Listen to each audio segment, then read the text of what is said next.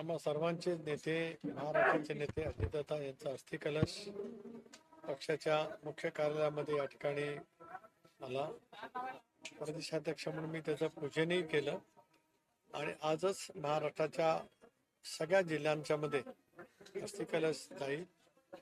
उद्या परवा 2 दिवस पक्षाचे मंत्री, पक्षाचे आमदार, पक्षाचे जिल्हाध्यक्ष सर्व पक्षांना निमंत्रित करून बोलवतील आणि मग अस्थिकलश त्या ठिकाणी ठेवला जाईल आणि अस्थिकलशाचं पूजन झाल्याच्या नंतर त्याचं त्या ठिकाणी ज्या ठिकाणी प्रत्येक जिल्ह्याच्या प्रथेप्रमाणे विसर्जन होत असतं ते त्या ठिकाणी पूर्ण केलं जाईल.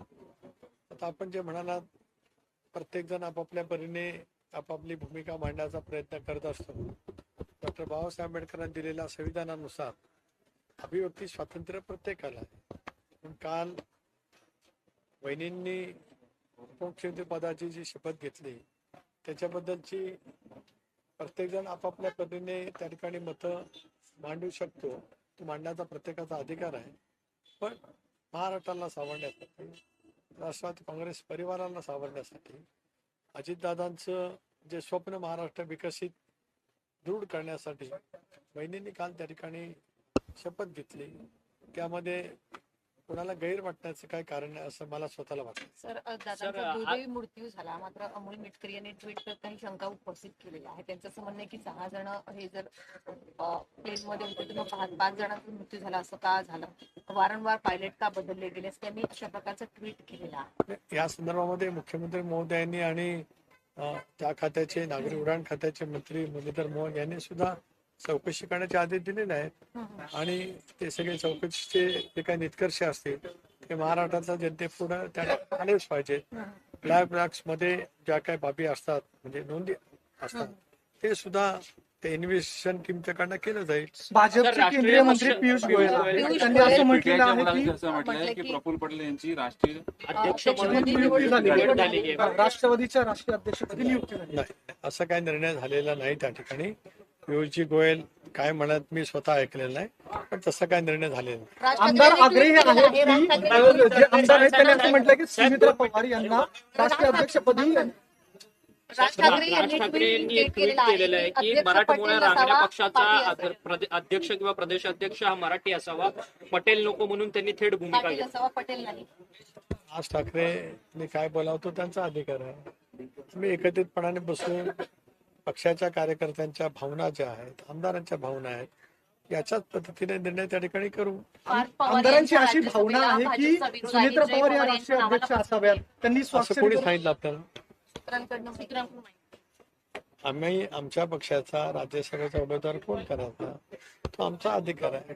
भारतीय जनता पक्षाने आम्हाला नेहमी सहकार्य केले आणि या बाबतीमध्ये कधीही त्यांनी आपली भूमिका यापूर्वी सुद्धा पक्षाचं मंत्रिमंडळ करत असताना, पक्षाचे इतर काही निर्णय करत असताना भारतीय जनता पक्षाने आम्हाला कधी काही सूचना केलेली नाही. उलट मित्र पक्षाला सौहार्दाने, सन्मानाने कसं वागवावं याचं उत्तम उदाहरण आता आम्हाला एनडीए मध्ये भारतीय जनता पक्षाच्या शीर्षस्थ नेतृत्वाच्या माध्यमातून अनुभवाला मिळतंय. त्याचा मी साक्षीदार आहे.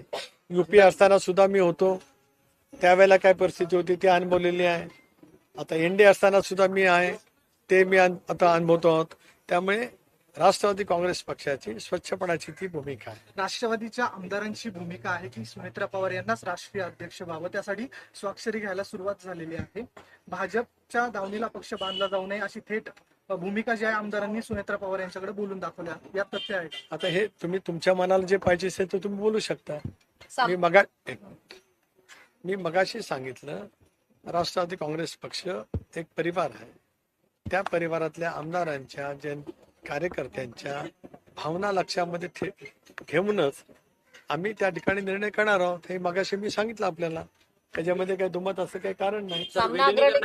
तुमच्याशी कोणताही संवाद साधला नव्हता, परंतु आता विलिनीकरणाची शक्यता आहे की नाही नंतरच्या काळात? एक भाग असा आहे की हे जे काय म्हटलं जातं हा भाग एक वेगळा आहे आणि खरं तर ती सुद्धा चर्चा अंत्यसंस्कार होण्याच्या पूर्वी ज्या पद्धतीने केली गेली,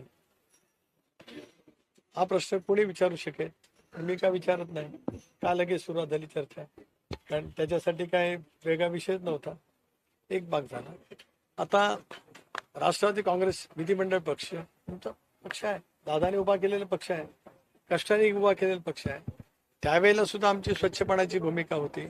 एक बघा, गेल्या 6 महिन्यात किंवा गेले वर्षभर मी सातत्याने ज्या वेळेला विलिनीकरणाच्या वतीमध्ये मला विचारण्यात आलं त्याला मी सांगितलं, आम्ही दादांच्या नेतृत्वाखाली एक सामूहिक निर्णय एनडीए मध्ये जाण्याचा जो घेतला तो आमच्या मूळ सेक्युलर विचारधाऱ्याशी ठाम राहत, शिवशाहू फुले आंबेडकरांच्या सामाजिक समतेशी ठाम राहत मोदी साहेबांच्या नेतृत्वाखाली एनडीए मध्ये सहभागी होण्याचा निर्णय राष्ट्रवादी काँग्रेस पक्षाने घेतला.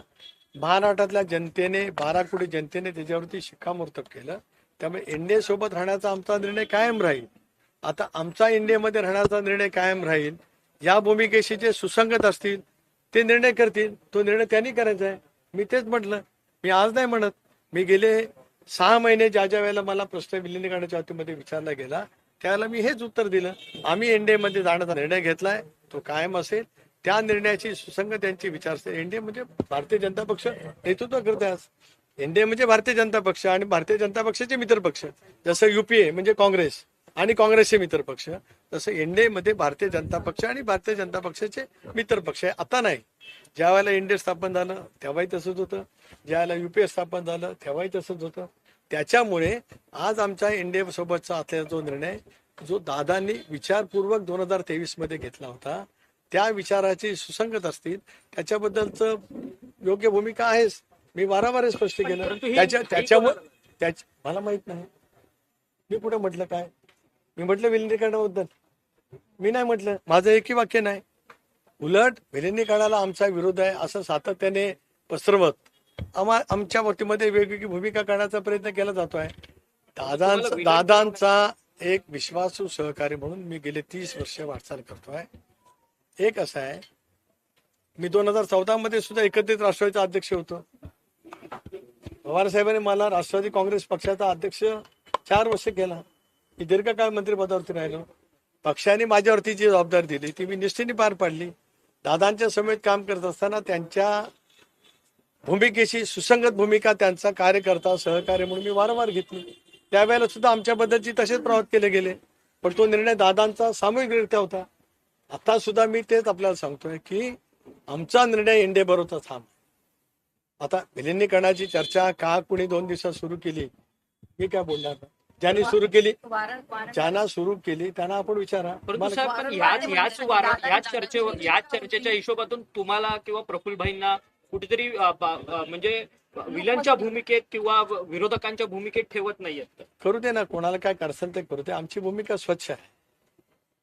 आम्ही दादांच्या परिवाराशी आणि दादाने राष्ट्रवादी काँग्रेस पक्षाचा जो परिवार उभा केला त्याच्याशी सुसंगत पैसा निर्णय करतो. राष्ट्रवादी काँग्रेस पक्षाचा विधिमंडळ पक्षाचा नेता कोण निवडायचा तो राष्ट्रवादीचा अधिकार आहे. लोकशाहीमध्ये तो राष्ट्रवादी काँग्रेस पक्षाचा अधिकार आहे. त्यामुळे तो मुद्दाच येत नाही. विलिनीकरणाच्या वतीमध्ये मी आज नव्हे तर गेल्या अनेक वेळेला हे स्पष्ट केलं, एनडीएच्या सोबत आम्ही आहोत, एनडीएच्या सोबत आम्ही कायम राहणार आहोत. हे दादा असतानापासून मी वक्तव्य केलंय आणि ते सर्वांना ज्ञात आहे. आणि मी कुठलीही गोष्ट दादांच्या परवानगीशिवाय केलेली नाही. त्यामुळे एनडीए मधला आमचा सहभाग हा कॉन्शियस निर्णय आमचा पक्षाचा सामुदायिकरित्या होता. ही सुद्धा आमची मूळ विचारधारा, धर्मनिरपेक्ष विचारधारा ती ठाम ठेवत आम्ही ते केलं. आणि भारतीय जनता पक्षाने त्या वतीमध्ये कधीच हरकती घेतली नाही. त्याच्यामुळे आता आम्हाला कोण काय ठरवतोय त्यापेक्षा पक्ष दादांनी दिलेला विचार, दादांनी घेतलेला निर्णय त्याच्या सोबत राहून पक्ष पुढे नेणं हा आमची भूमिका राहील. आणि या भूमिकेशी एनडीएच्या भूमिकेची जो सुसंगत असेल ते करतील. यापेक्षा मला आज